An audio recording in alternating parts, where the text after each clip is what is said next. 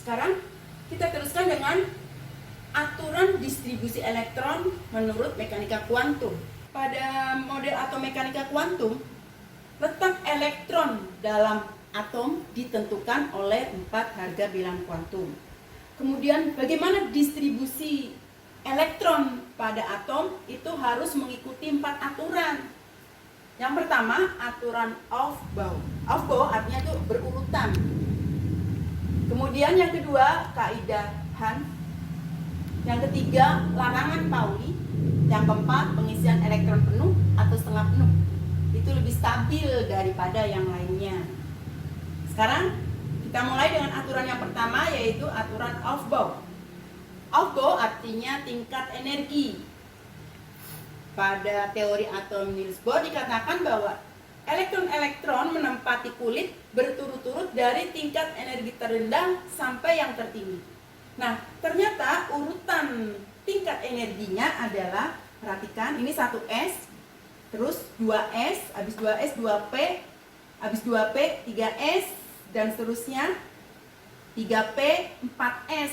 Nah, ternyata 4S dulu, baru 3D, dan seterusnya. Jadi mengikuti pola begini, dan seterusnya.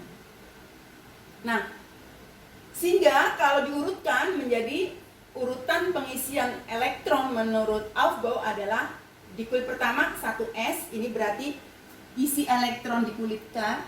2S dan 2P itu berarti isi elektron di kulit L. 3S 3P itu adalah elektron di kulit yang ketiga, dan seterusnya.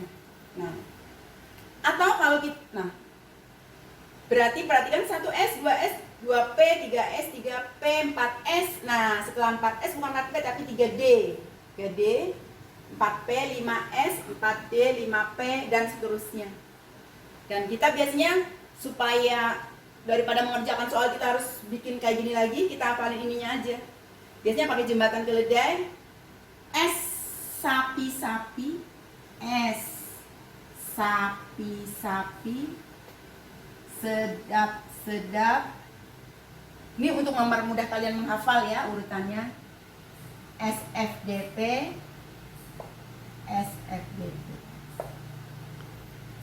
Nah, contohnya misalnya, bagaimana distribusi elektron pada subkulit untuk atom besi nomor atom 26? Berarti menurut Aufbau, subkulit S, 1S diisi dulu. 1S maksimal diisi berapa? 2. Masih ada sisa kan elektronnya? Maka masuk ke kulit berikutnya, yaitu 2S 2 maksimal 2, lanjut 2P maksimalnya 6. Masih baru 10, masih ada 16 lagi. Masuk ke kulit ketiga, 3S2 3P 6, berapa? 18. Masih ada berapa? 8 elektron. Maka menurut aturan Aufbau tidak masuk ke 3D dulu, tapi harus diisi dulu 4S. Berarti 4S2 baru 3D6. Jadi begitu cara mengisinya. Bisa dipahami ya? Atau ambil contoh lain misalnya.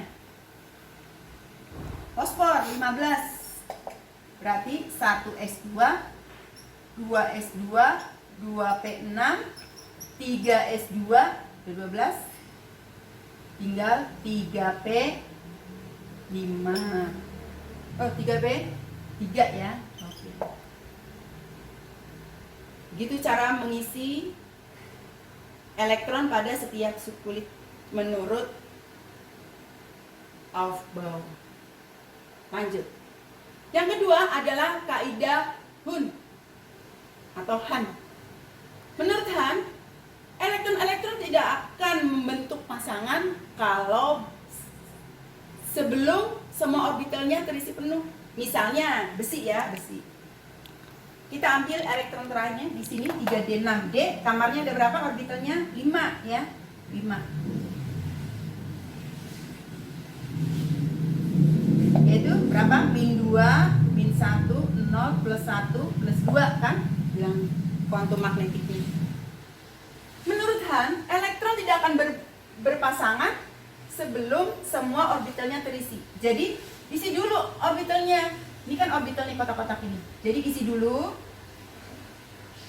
Nah, 5, sisanya baru. Nah, itu maksud dari kaidahan. Jadi kita nggak boleh ngisinya misalnya 5 itu begini, nggak boleh.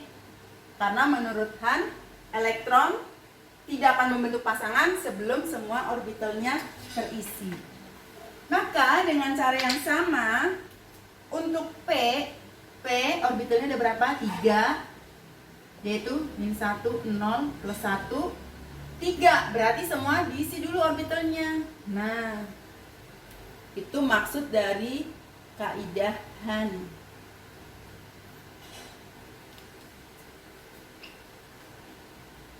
Lanjut. Aturan yang ketiga berupa larangan dan dikenal dengan nama larangan Pauli. Pauli menyatakan bahwa tidak ada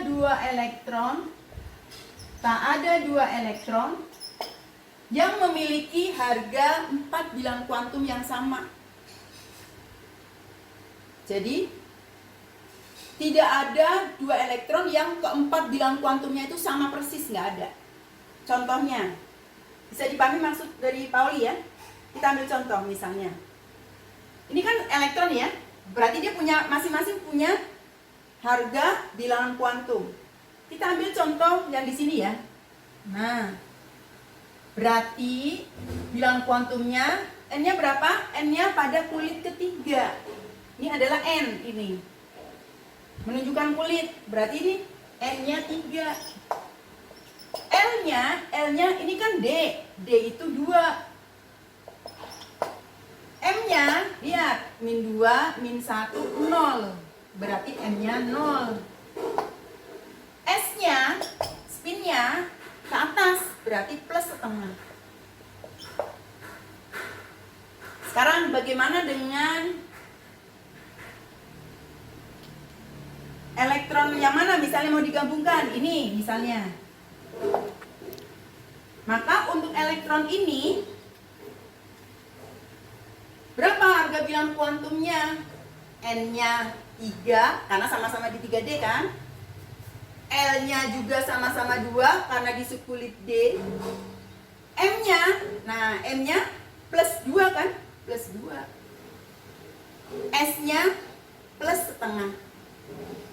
Jadi pasti ada yang beda. Ini kan beda. Meskipun 3-nya sama. Sekarang bagaimana dengan ini? Nih, yang satu ini, yang satu itu. Apalagi kalau di sini udah pasti jelas ya, N-nya udah jelas beda. Sekarang bagaimana dengan dalam satu orbital? Yang di kiri, N-nya berapa? 3. L-nya 2, subkulit D. M-nya -2 karena di paling ujung. S-nya +1/2. Sementara ini bilangan kuantum 4 bilangan kuantumnya adalah N-nya 3, ini 3 bilangan kuantum utama. L-nya 2, M-nya juga di sini juga kan, satu orbital. M-nya juga -2, tapi S-nya -1/2. Jadi pasti ada yang beda, nggak mungkin keempat-empatnya itu sama. Itu maksud dari Pauli, larangan Pauli. Lanjut yang terakhir ya. Yang terakhir itu pengecualian. Bahwa pengisian elektron yang membentuk struktur penuh atau setengah penuh itu lebih stabil daripada yang lain. Misalnya krom. Krom nomor atomnya 24. Berarti konfigurasi elektronnya adalah 1s2 ya kan? 2s2, 2p6, 3s2, 3p6, 4s2, mestinya ya 3d4, begitu kan? Mestinya menurut Aufbau. Elektron isi dulu baru sisanya. Nah, sekarang kita gambarkan orbital terakhirnya. Ini penuh ya kan? Ini. Nah,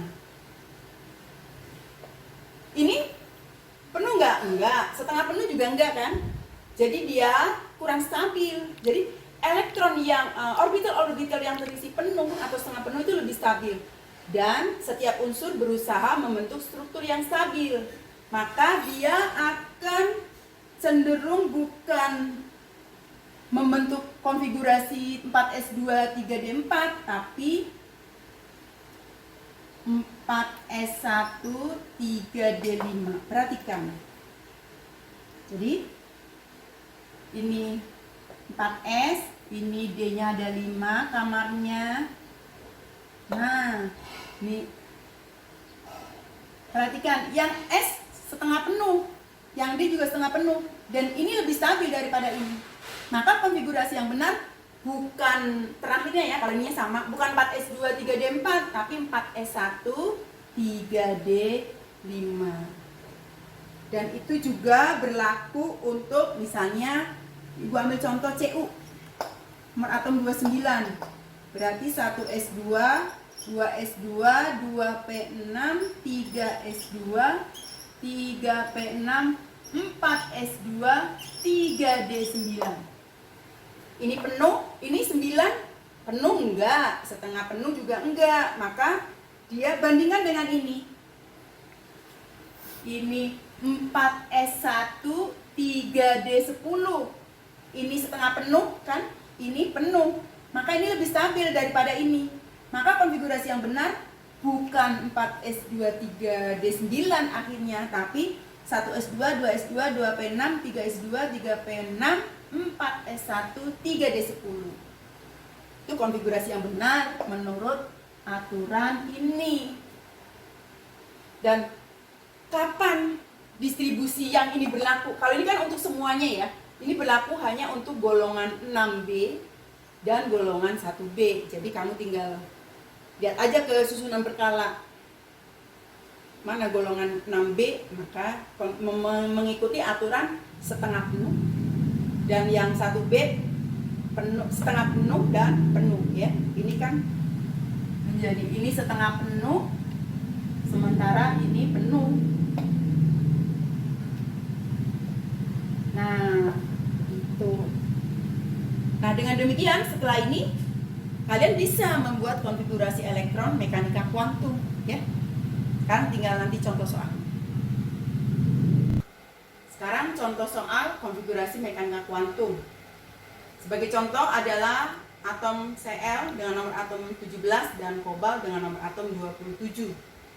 Ditanya bagaimana konfigurasi elektron menurut mekanika kuantum. Yang kedua, berapa harga keempat bilang kuantum elektron terakhir? Pertanyaan yang ketiga, berapa jumlah elektron yang mengisi subkulit P? Pertanyaan keempat, berapa jumlah orbital yang berisi jumlah elektron yang sudah berpasangan? Dan pertanyaan terakhir adalah, berapa jumlah elektron yang belum berpasangan? Kita mulai dari fluor.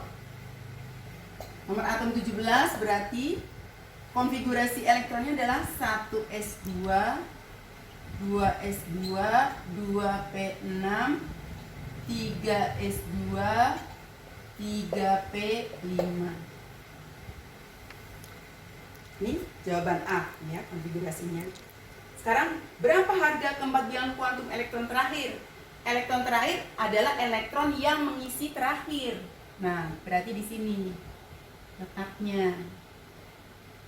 Ini min 1, 0, plus 1.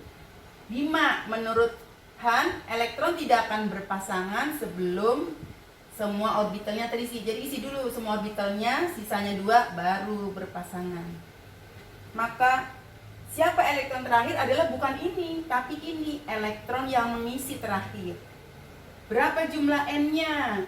Berapa N-nya? Harga N-nya? Bilangan kuantum utamanya adalah 3. Berapa bilangan kuantum azimutnya? Azimut P, kulit P adalah untuk L sama dengan 1. Berapa harga magnetiknya? Min 1, 0. Ini kan di posisi 0. Berapa S-nya? Dia menghadap ke bawah, maka min setengah. Nah, inilah harga 4 bilangan kuantum elektron yang mengisi terakhir. Sekarang pertanyaan yang C. Berapa jumlah elektron yang mengisi subkulit P? Nah, lihat di sini. Ini kan P. Ini juga P. Berarti 6 ditambah 5. 11. Berapa jumlah orbital yang berisi elektron sudah berpasangan? Nah, orbitalnya adalah orbital kan kamar ya, diumpamakan dengan kamar. Nah, ini 6. Ini juga sudah berpasangan S2.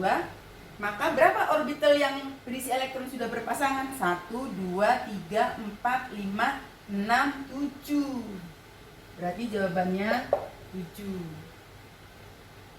Berapa jumlah elektron yang belum berpasangan? Kelihatan? 1 doang kan? 1. Nih jawabannya. Sekarang contoh lain, misalnya kobalt. Kita buat dulu konfigurasi elektronnya. 1s2, 2s2, 2p6, 3s2, 3p6, 4s2, 3d7. Maka elektron terakhirnya kita buat orbitalnya yang terakhir. Ada 5 subkulit D. Nah, 7 berarti isi dulu semua orbitalnya. 1, 2, 3, 4, 5, 6, 7. Maka inilah dia elektron terakhir, elektron yang mengisi terakhir. Berapa N-nya? N-nya lihat ini, N-nya 3. L subkulit D, maka L-nya 2. M-nya min 2, min 1.